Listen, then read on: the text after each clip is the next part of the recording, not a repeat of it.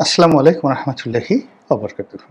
সম্মানিত দর্শক, বাংলাদেশের পতিত স্বৈরাচার, দুনিয়া কাঁপানো ফ্যাসিস্ট এবং আমরা যাকে তাড়িয়েছি এবং যিনি আমাদের ভয়ে হেলিকপ্টারে করে ভারতে পালিয়ে গেছেন, 14 মাসও হয়নি এখনো পর্যন্ত, যাকে বলা হয় আমাদের ভিতরে যে ক্ষোভ, এটা প্রশমিত হয়নি। এখনো পর্যন্ত আমাদের রাগ মানে থামেনি।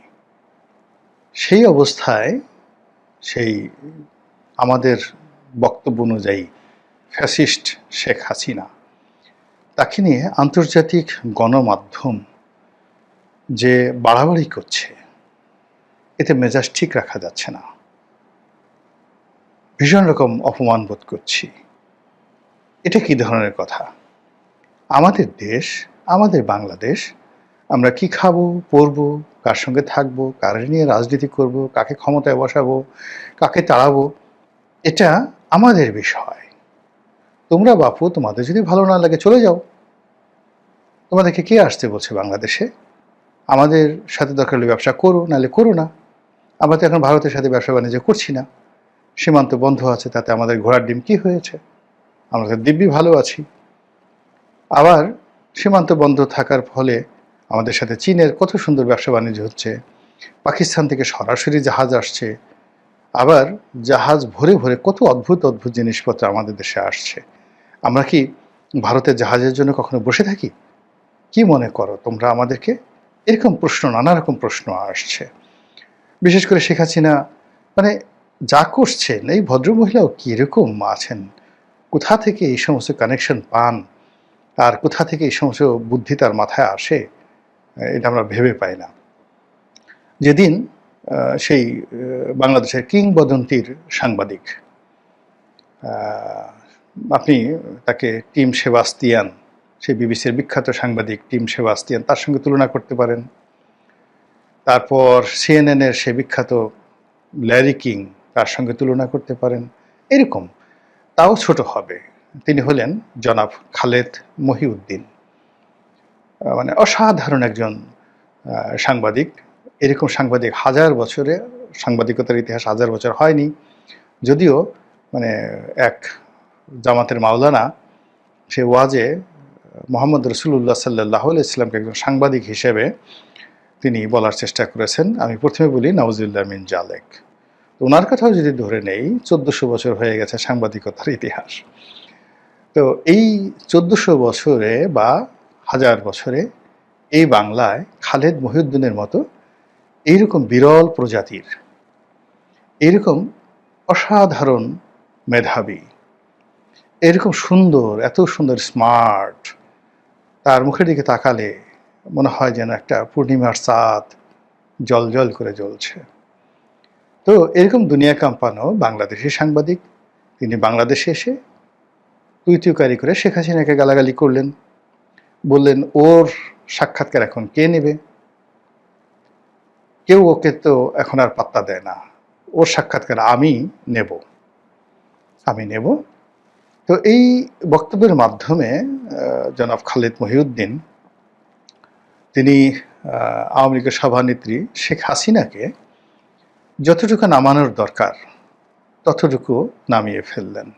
যে তিনি এতটা অসহায়, তিনি এতটা দুর্বল, এবং তিনি এতটা কাঙাল বা কাঙালিনী সুফিয়া হয়ে গেছেন যে কুনবা পথে নিতাইগঞ্জ যাই, এরকম গান দিল্লিতে বসে তিনি গাইছেন আর বলছেন, খালেদ আয় আয় আয়, তুই একসময় আমার চাকর, সেই সালমান এফ রহমান তার চাকর ছিলি, কাজী আজ আল্লাহ তোকে বড় করেছে, তুই এখন দুনিয়ার বাদশাহ, একটু আয় আমাকে উদ্ধার কর। তুই যদি আমার সাক্ষাৎকার না নিস তাহলে কি হবে? তুই এখন যেখানে চাকরি করছিস সেই ঠিকানা, সেই পত্রিকার যে মালিক, তুই এখন যার চাকর শাহিনও তো আমার কর্মী। গত নির্বাচনে শাহিন মনোনয়ন চেয়েছিল আওয়ামী লীগ থেকে, পরে আমি বললাম যে আওয়ামী লীগের দরকার নাই, আমার যেটা কিংস পার্টি আমি করেছি, নাজমুল হুদার যে কিংস পার্টি, সেই কিংস পার্টিতে তৈমুর আলম খলন্দকার আছে, অন্যান্য যারা আছে তাদেরকে আমি বলে দিচ্ছি তুই গিয়ে সেখান থেকে মনোনয়ন নিয়ে আয়, আমি তোকে এমপি বানাবো। তো সেই শাহিনের কর্মচারী হয়ে তুই যদি আমাকে একটু উদ্ধার না করিস, আমাকে রক্ষা না করিস, আমি কোথায় যাব? মানে জনাব খালিদ মহিউদ্দিন যেভাবে মানে কথাবার্তা বললেন, তাতে মনে হতো যে শেখ হাসিনা আসলে এমনই বিপদে পড়েছেন। আর শেখ হাসিনা তাকে তুই তুকারি করতে পারেন, বলতে পারেন। এর কারণ হলো যে প্রকাশ্য স্ক্রিনে তার সাবেক মালিক জনাব খালিদ মহিউদ্দিনের সাবেক মালিক জনাব সালমান এফ রহমান, তিনি তাকে স্টুপিড বলে গালি দিয়েছেন, ভীষণ রকম একটা গালি দিয়েছেন কয়েকবার, একবার, দুইবার, তিনবার। তো যেখানে শেখ হাসিনার চাকর তার চাকরকে গালি দিতে পারেন, তো সেক্ষেত্রে মালিক হিসেবে, মালিকের মালিক হিসেবে তার একটা বিরাট অধিকার আছে। সেই অধিকার থেকেই তিনি সেই কাজটি করতে পারেন, তার সেই অধিকার আছে।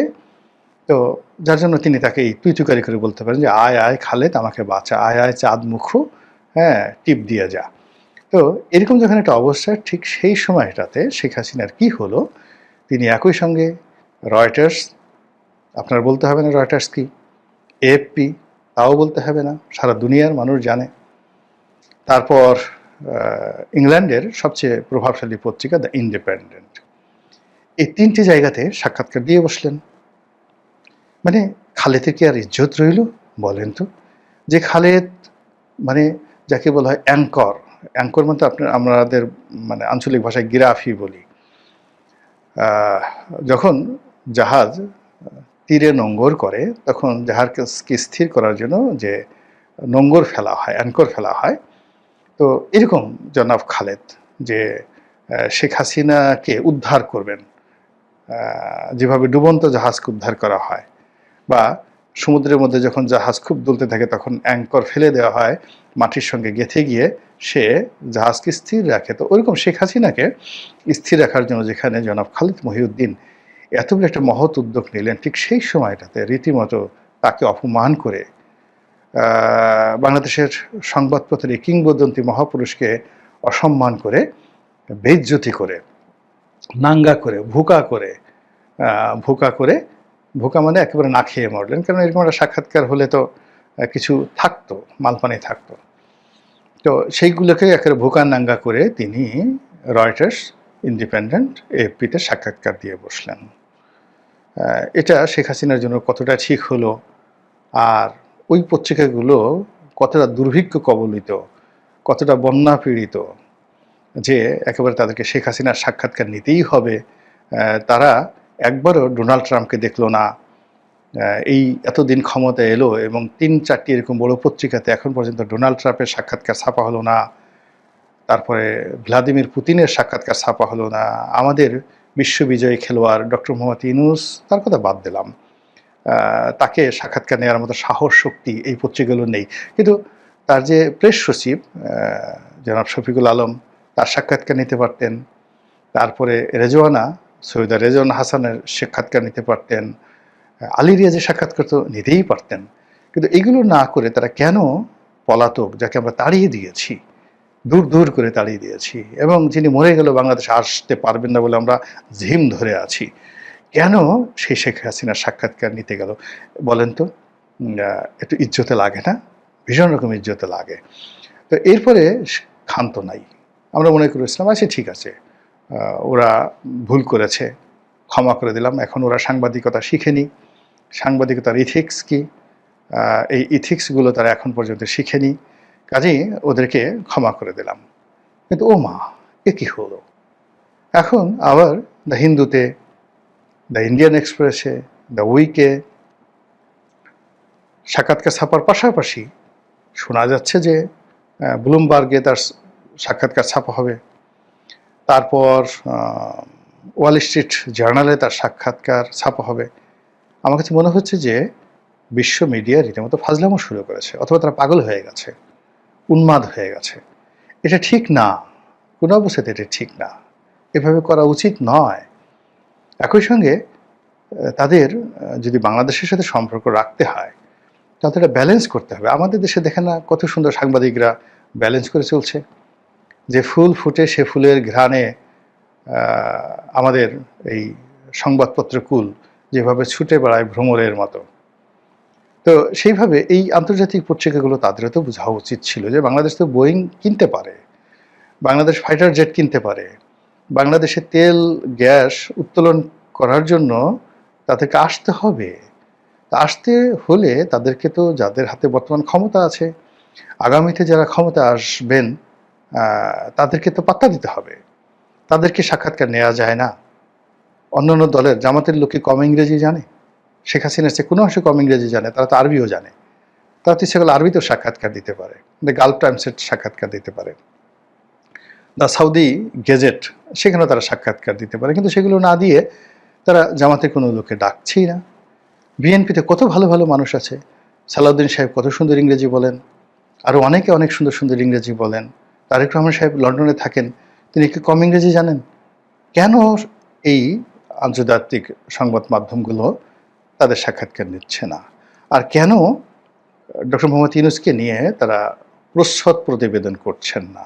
কেন বলছেন না যে বাংলাদেশে গত 14 মাসে ডক্টর মোহাম্মদ ইউনূস যে বিপ্লব করেছেন, যে অবিস্মরণীয় কর্মকাণ্ড করেছেন, তাকে আরও একটা নোবেল পুরস্কার দেওয়া যেতে পারে, তাকে অর্ডার অফ দ্য মেরিট যে পুরস্কার আবার দেওয়া যেতে পারে, এবং ডক্টর মোহাম্মদ ইউনূস যাতে আগামী 50 বছর শাসন কার্য পরিচালনা করতে পারেন, এই জন্য আন্তর্জাতিক গণমাধ্যম নানা প্রচার এবং প্রোপাগান্ডা করতে পারে।